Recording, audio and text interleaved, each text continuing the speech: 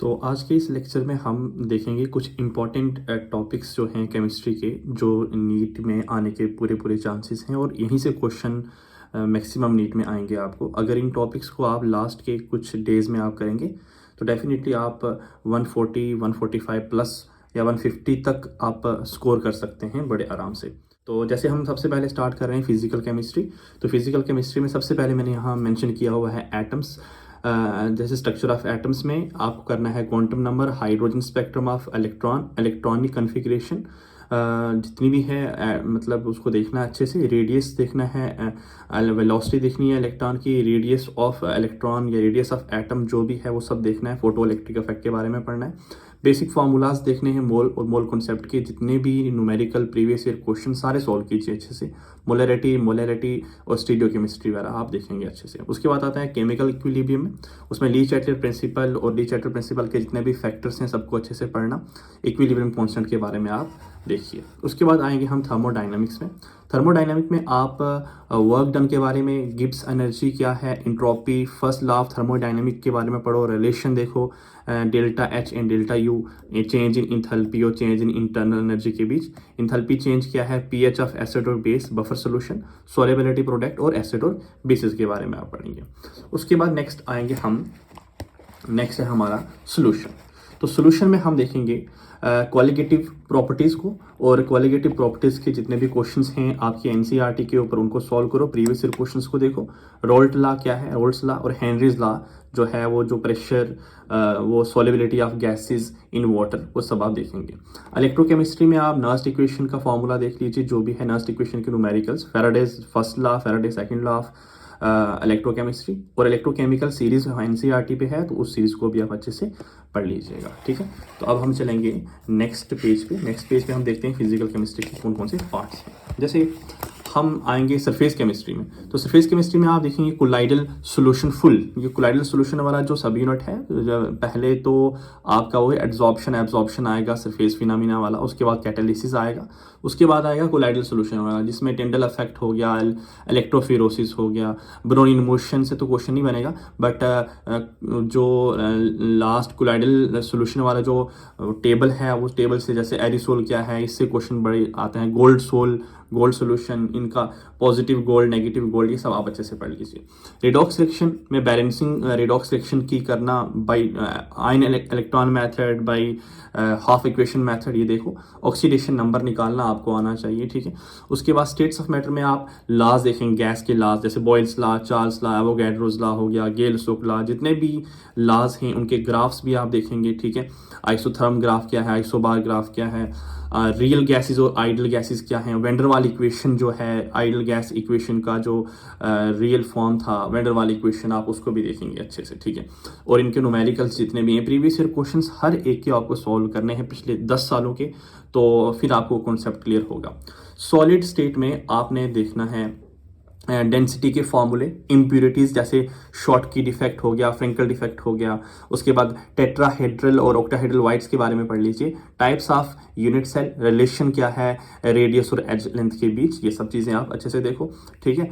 तो उसके बाद बैंड थ्योरी भी ऐड कर लीजिए, बैंड थ्योरी के अकॉर्डिंग जो भी कुछ क्वेश्चन हैं वो देखो। केमिकल काइनेटिक में आप रेट ऑफ रिएक्शन के बारे में, रेट कांस्टेंट क्या है, ठीक है, रेट कांस्टेंट या वेलोसिटी कांस्टेंट से बोलते हैं, ग्राफ देख लो आप, और factor affecting rate constant, zeroth, first and second order reaction के बारे में आप अच्छे से क्लियर कीजिए। तो ये थे कुछ फिजिकल केमिस्ट्री के लास्ट 40 और 50 डेज के क्वेश्चन, जिनको आपने अच्छे से पढ़ना है, अच्छे से क्लियर करना है। तो इनके ये सब चीज़ें आप अच्छे से 2-4 बार रिवाइज करो तो फिजिकल केमिस्ट्री मैक्सिमम पोर्शन यहीं से आएगा। अब हम चलेंगे नेक्स्ट इनऑर्गेनिक केमिस्ट्री पे। तो इनऑर्गेनिक केमिस्ट्री में सबसे पहले मैंने यहाँ पे पी ब्लॉक एलिमेंट लिखा हुआ है। पी ब्लॉक एलिमेंट में ग्रुप 13, 14, 15 से लेके 18 तक हम जाएंगे। तो 13 में सबसे पहले डाइबोरेन के बारे में लिखा है, डाइबोरेन के बाद बोरेक्स क्या है वो देखो, उसके बाद बोरिक एसिड के बारे में, H3BO3, इनकी केमिकल रिएक्शंस वगैरह, इनकी प्रॉपर्टीज़ जितनी भी हैं, इनकी प्रिपरेशंस वगैरह, किसी भी हिसाब से क्वेश्चन आ सकता है, ठीक है। इनऑर्गेनिक बोरेन किसे बोलते हैं, बोराजीन किसे कहते हैं, ये सब चीज़ें देखना। ग्रुप 14 में एलोट्रॉप्स, 14 के सिलिकॉन सिलिकेट्स, 15 में ammonia oxides, oxy acids of group 15 element, ठीक है। ग्रुप 16 में ऑक्सीजेंस ऑफ सल्फर वगैरह जितने भी हैं, ऑक्सीजेंस ऑफ फास्फोरस यहाँ पे हैं, जैसे ऑक्सीजेंस ऑफ सल्फर में सल्फूरस एसिड, सल्फ्यूरिक एसिड, आर्थोसल्फ्यूरिक जितने भी हैं, पायरोसल्फ्यूरिक, H2SO4 सल्फ्यूरिक एसिड के बारे में अच्छे से देखना है, ठीक है। उसके बाद ग्रुप 17 में general properties inter halogen compound group 17 के बहुत इंपॉर्टेंट हैं, और ऑक्सी एसिड्स ऑफ क्लोरीन बहुत ज़्यादा इंपॉर्टेंट है, ठीक है। उसके बाद ग्रुप 18 में नोबल गैसेस के बारे में जो भी इंफॉर्मेशन है, जैसे कंपाउंड हमारे जीनोन के हो गए, ठीक है। तो इसमें ग्रुप 18 में सिर्फ मैक्सिमम यही आपको पोर्शन देखना है। पी ब्लॉक के लिमिट आप इतना ही देखिए, बहुत अच्छे से आपको क्लियर हो जाएगा पी ब्लॉक।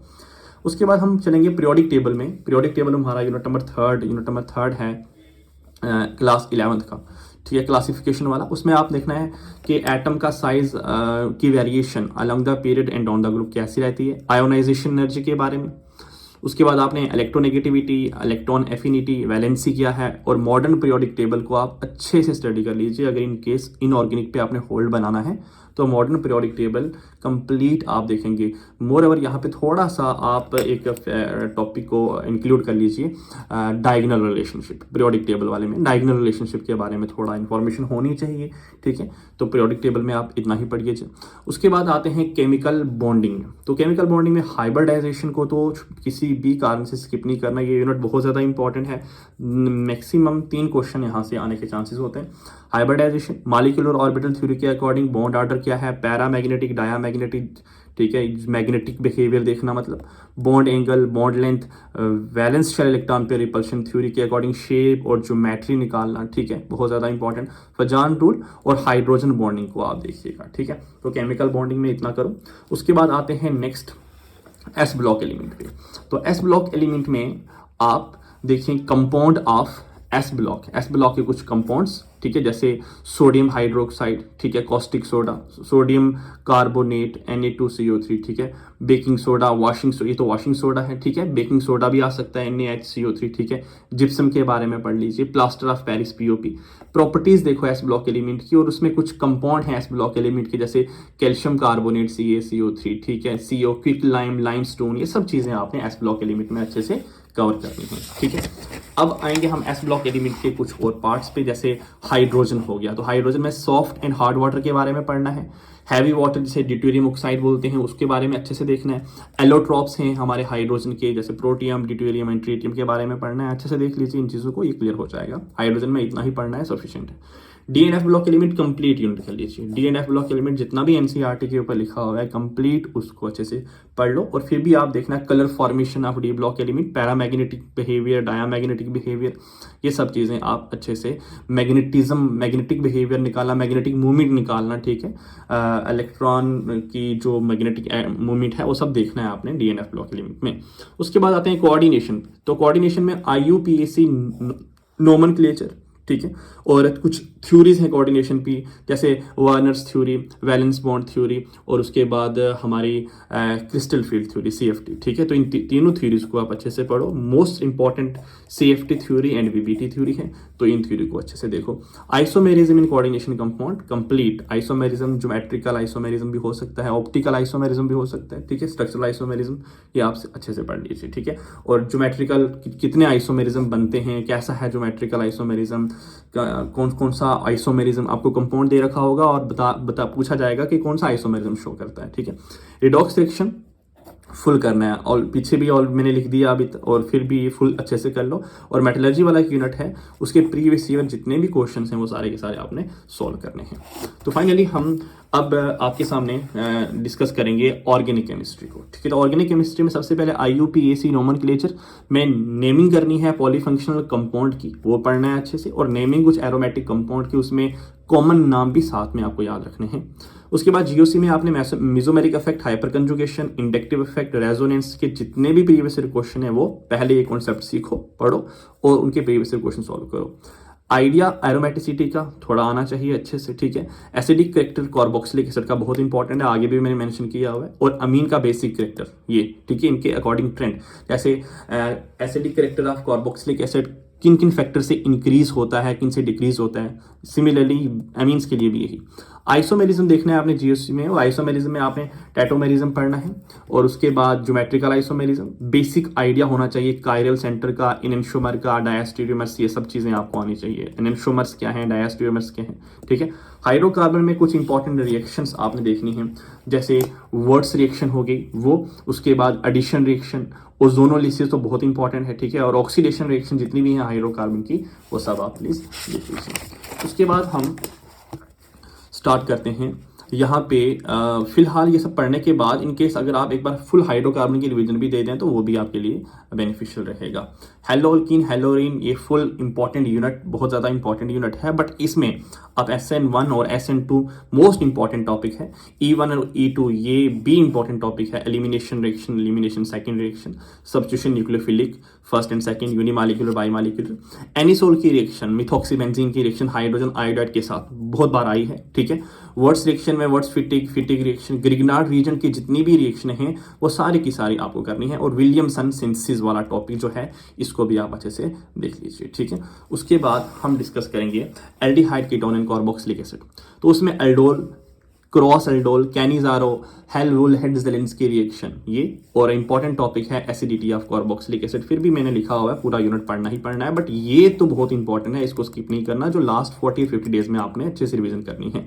अमीन में हम Gabriel phthalimide reaction, Hofmann bromamide degradation, carbylamine, Reimer Tiemann, basicity of amine, ठीक है।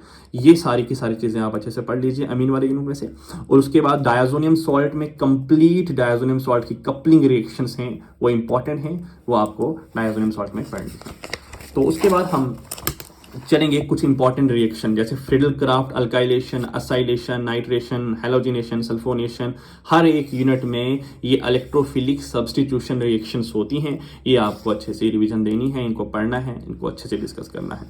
बायोमॉलिक्यूल बहुत इंपॉर्टेंट यूनिट होता है ऑर्गेनिक केमिस्ट्री का, फुल यूनिट पढ़ लीजिए। पॉलीमर ये कम से कम 1 घंटे के अंदर खत्म हो जाएगा, इसको भी अच्छे से रिवीजन कर लो। और केमिस्ट्री एंड एवरीडे लाइफ को भी फुल आप अच्छे से पढ़ लीजिए कंप्लीट, ठीक है। उसके अलावा लास्ट पे मैंने कुछ इंपॉर्टेंट टॉपिक्स को लिखा हुआ है, जैसे ल्यूकास टेस्ट के बारे में, iodoform test, Tollens test, Fehling test, और हिंसबर्ग टेस्ट और बाय टेस्ट। ये कुछ इंपॉर्टेंट ऑर्गेनिक केमिस्ट्री के कुछ टेस्ट हैं, इन टेस्ट को भी आप अच्छे से रिवीजन दो। तो ये टॉपिक थे इंपॉर्टेंट जो आपको लास्ट 40-50 डेज में बहुत हेल्प करेंगे आपके मार्क्स, आपके रैंक को मतलब हाई करने के लिए, पॉजिटिव रैंक लाने के लिए। तो आई होप आपको इन टॉपिक्स को अच्छे से पढ़ना चाहिए और इन टॉपिक को आप अच्छे से समझना चाहिए, ठीक है, डिस्कस करना चाहिए, इन केस अगर आगे आपको रैंक बढ़ाना है तो। Thank you, have a nice day.